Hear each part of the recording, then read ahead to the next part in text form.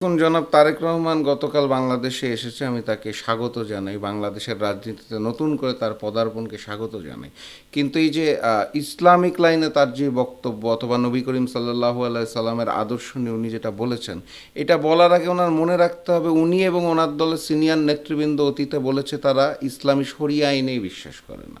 তো যেই দলের নেতৃবৃন্দ শরিয়া আইনে বিশ্বাস করে না, তারা মনে হয় বর্তমান প্রেক্ষাপটে এসে নবী করিম সাল্লাল্লাহু আলাইহি সাল্লামের নাম নিচ্ছেন, কারণ তারা বুঝতে পেরেছে তারা ভুল করে ফেলেছে।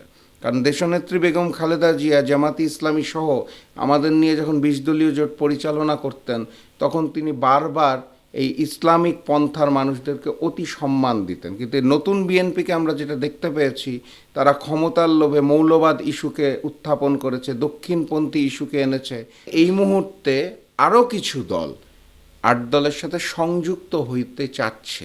সেই জায়গাটার থেকে এখন আবার যেহেতু নতুন দল আসতে চাইছে, আলোচনা চলছে। মিডিয়াতে যেই ধরনের সংবাদ আমরা দেখতে পাচ্ছি যে ইসলামী আন্দোলন বেরিয়ে যাচ্ছে অথবা মামুনুল হক বেরিয়ে যাচ্ছে, আমি স্পষ্ট ভাষায় বলতে চাই এগুলো সম্পূর্ণরূপে ভিত্তিহীন এবং গুজব। আসল সমঝোতা নিয়ে কি হচ্ছে? জামাত জোট থেকে কি ইসলামী আন্দোলন ও খেলাফত মজলিস বেরিয়ে যাচ্ছে? আচ্ছা, প্রথমত আমি যেটা বলতে চাই সেটা হচ্ছে জামাত জোট বলে কোনো কিছু নাই।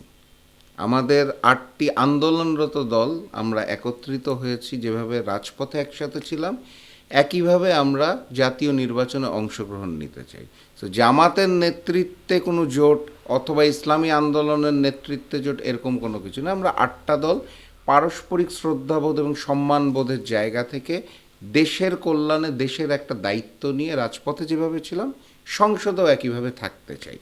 তো এই জায়গাটার থেকে আসন সমঝোতার কার্যক্রম আপনারা জানেন বিগত কিছুদিন ধরে শুরু হয়েছিল। সেটা একটা পর্যায়ে যাওয়ার পরে আমরা আমাদের ভাই হাদিকে হারিয়ে ফেলি। তখন আমাদের একটু বিরতি ছিল আলোচনাতে, এবং পরবর্তীতে এই মুহূর্তে আরও কিছু দল ৮ দলের সাথে সংযুক্ত হইতে চাচ্ছে। সেই জায়গাটার থেকে এখন আবার যেহেতু নতুন দল আসতে চাইছে, আপনারা জানেন জাতীয় সংসদে আসন সংখ্যা ৩০০টাতেই সীমাবদ্ধ। আমরা চাইলেই ৩০০কে ৬০০ করে ফেলতে পারবো না। তো অতএব ৩০০র মধ্যেই যেহেতু আসন সমঝোতা করতে হবে, ৮টা দল ৩০০ নিয়ে যেভাবে চিন্তা করছিল, নতুন দলগুলো আসার পর যেহেতু তাদের জন্য আলোচনা আবার নতুন করে শুরু হয়েছে, এই কারণে আমাদের ঘোষণা করতে একটু বিলম্ব হচ্ছে। আলোচনা চলছে। মিডিয়াতে যেই ধরনের সংবাদ আমরা দেখতে পাচ্ছি যে ইসলামী আন্দোলন বেরিয়ে যাচ্ছে অথবা মামুনুল হক বেরিয়ে যাচ্ছে, আমি স্পষ্ট ভাষায় বলতে চাই এগুলো সম্পূর্ণরূপে ভিত্তিহীন এবং গুজব। আমাদের মধ্যে আগে যে ঐক্যটা ছিল সেটি বজায় আছে। নতুন দলদের সাথে আলোচনা চলছে। আমরা আশা করছি ২-১ দিনের মধ্যেই চূড়ান্ত প্রার্থী তালিকা ৩০০ আসনে জাতির উদ্দেশ্যে প্রকাশ করতে পারব। শোনা যাচ্ছে যে এনসিপি আপনাদের সঙ্গে যোগ দিচ্ছেন, এই বিষয়ে যদি পরিষ্কার করতে। শুধুমাত্র এনসিপি নয়, এনসিপি সহ আরও কিছু দলের সাথে আলোচনা চলছে। আলোচনা যদি ফলপ্রসূ হয় তাহলে আপনারা অতি শীঘ্র দেখতে পারবেন যে ৮ দলের পরিধিটা আরও বেড়ে গেছে। কে কত আসন পেতে পারে? এটা আসলে এই মুহূর্তে বলা মুশকিল। মানে যেটা হয় সেটা হচ্ছে আগের পুঁজিবাদী রাজনীতিতে যেটা হতো সেটা হচ্ছে আগে আসন সংখ্যা নেওয়া হতো জোটের রাজনীতির ক্ষেত্রে, যে আমি বড় দল আমি ২০০টা নিব, মাঝারি দল ৫০টা নেবে, কোটার মতো। এখানে আসলে আমরা সংখ্যাকে নির্ভরশীল হতে চাই না। যার যেখান থেকে জিতে আসার সম্ভাবনা বেশি সেইভাবে করে করতে চাচ্ছি। তো সেক্ষেত্রে যেটা দেখা যায়, সংখ্যাটাকে এখানে মুখ্য না করে বিজয়ী হওয়ার সম্ভাবনাটাকে মূল ক্রাইটেরিয়া হিসেবে দেখা যাচ্ছে। অর্থাৎ কে কয়টা পাচ্ছে এটা আমাদের কাছেও মুখ্য না। আমরা যেটা বলতে চাই ৮ দল ৩০০টা পাচ্ছে। নবী করিম সাল্লাল্লাহু আলাইহি সাল্লামের আদর্শকে সামনে রেখে তারেক রহমান দেশ গড়ার ঘোষণা দিয়েছেন।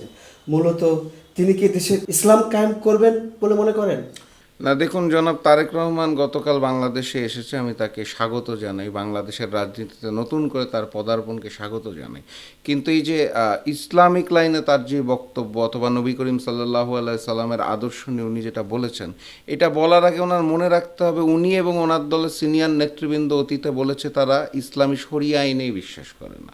তো যেই দলের নেতৃবৃন্দ শরিয়া আইনে বিশ্বাস করে না, তারা মনে হয় বর্তমান প্রেক্ষাপটে এসে নবী করিম সাল্লাল্লাহু আলাইহি সাল্লামের নাম নিচ্ছেন, কারণ তারা বুঝতে পেরেছে তারা ভুল করে ফেলেছে। কারণ দেশনেত্রী বেগম খালেদা জিয়া জামাতি ইসলামী সহ আমাদের নিয়ে যখন ২০ দলীয় জোট পরিচালনা করতেন, তখন তিনি বারবার এই ইসলামিক পন্থার মানুষদেরকে অতি সম্মান দিতেন। কিন্তু এই নতুন বিএনপিকে আমরা যেটা দেখতে পেয়েছি, তারা ক্ষমতার লোভে মৌলবাদ ইস্যুকে উত্থাপন করেছে, দক্ষিণপন্থী ইস্যুকে এনেছে, রাজাকার ইস্যু নতুন করে এনেছে, যেগুলো আসলে আওয়ামী লীগের ন্যারেটিভ ছিল, রয়ের ন্যারেটিভ ছিল, হিন্দুস্তানের ন্যারেটিভ ছিল। এই ন্যারেটিভটা ড্রাইভ করতে যে ছাত্র সংসদ নির্বাচনগুলোয় ভরাডুবি হওয়ার পর বিএনপি বুঝতে পেরেছে যে 92% মুসলমানের দেশে এই জাতীয় নীতি কথা বলে লাভ নাই। এই কারণে তারা নীতি কথার ধারাটাকে পরিবর্তন করেছে। জনাব তারেক রহমানকে দিয়ে বিএনপি আমার মনে হয় গতকালকে এই ধরনের বাক্যবাণী জনগণের সামনে আসতে চাইল। এইটা বলার আগে আমার মনে হয় জনাব তারেক রহমানের এইটা বলা উচিত ছিল যে অতীতে আমরা যেগুলো বলেছি যে মৌলবাদ, দক্ষিণপন্থী অথবা শরিয়া আইনে বিশ্বাস করি না, এগুলো আমরা ভুল করে বলেছি, এখন আমরা এটা বলতে চাই। কারণ অতীতে আমরা শেখ হাসিনাকেও দেখেছি জাতীয় নির্বাচনের আগে ওমরা করা, হিজাব করা, তসবি গুনা, জায়নামাজে বসে পড়া এবং এই সকল নবী করিমের কথা বলা, আল্লাহ রাসূলের কথা বলা, মদিনা সনদের কথা বলা, সেই একই পদক্ষেপগুলো এখন বিএনপির নেতাদের মধ্যে দেখা যাচ্ছে। এটা আসলে দুঃখজনক। যেটা বিশ্বাস করি সেটাই বলা উচিত। ভোটকে সামনে রেখে জিতার জন্য এই জাতীয় বক্তব্য আসলে গ্রহণযোগ্য নয়। প্রথম আলো এবং ডেইলি স্টারের হামলা নিয়ে আপনার মূল্যায়ন কি? আপনারা কি ক্ষমতায় গেলে দুই প্রতিষ্ঠানকে বন্ধ করে দেবেন? না, দেখুন, গণমাধ্যমকে সবসময় স্বাধীন রাখতে হবে। প্রথম আলো ডেইলি স্টারের উপর যে হামলা হয়েছে, এই হামলাটা গ্রহণযোগ্য নয়, কোনোভাবেই নয়। আমরা জানি যে প্রথম আলো এবং ডেইলি স্টার তাদের যে ভূমিকা, এইটা হিন্দুস্তান ঘেঁষা।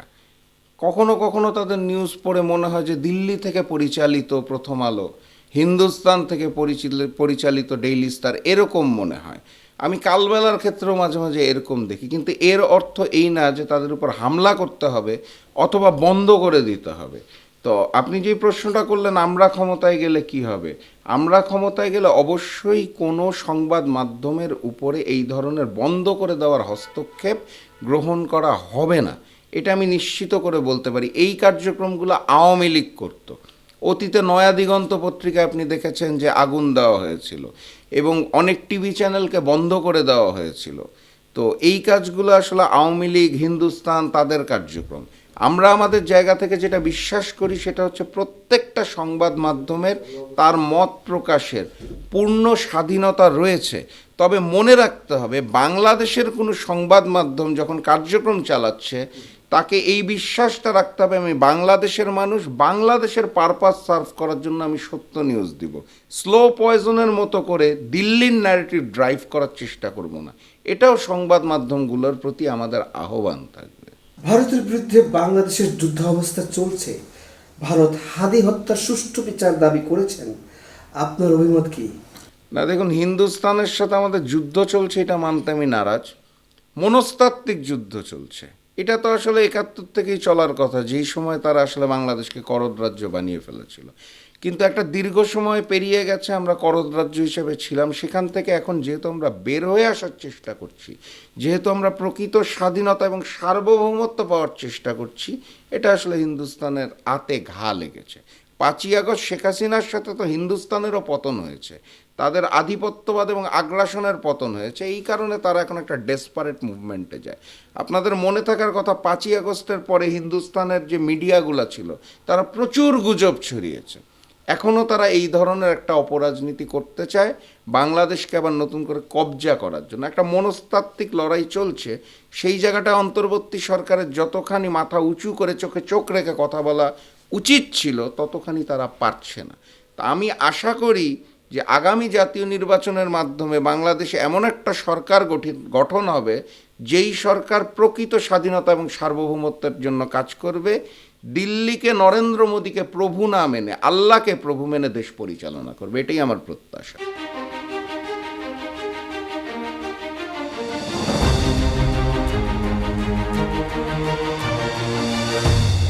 পহেলা জানুয়ারি 2026 ইউটিউব জার্নালিজমের অগ্রদূত changeTV.press সংগ্রাম মুখর 7 বছর পেরিয়ে পা দেবে গৌরবান্বিত 8 বছরে। এই আনন্দ প্রহরে সবাইকে নিরন্তর শুভেচ্ছা। চেঞ্জ টিভি 7ম বছরে পদার্পণ করছে জেনে আমি খুবই আনন্দিত। আমরা শুধু আপনাদের কাছে একটাই আবেদন করব, মিথ্যার পিছনে দৌড়বেন না, সত্যকে ধারণ করেন, সত্যকে জনগণের কাছে তুলে ধরেন। সেটা যতই কঠিন হোক না কেন, পিছপা হবেন না। ভয়ের কোনো কারণ নাই। আল্লাহর সাথে থাকেন, আল্লাহ আপনাকে সাহায্য করবে। কোনো মানুষের কাছ থেকে কোনো সাহায্য কামনা করবেন না। ধন্যবাদ। changeTV.press, এক ফোঁটা হলুদও নেই।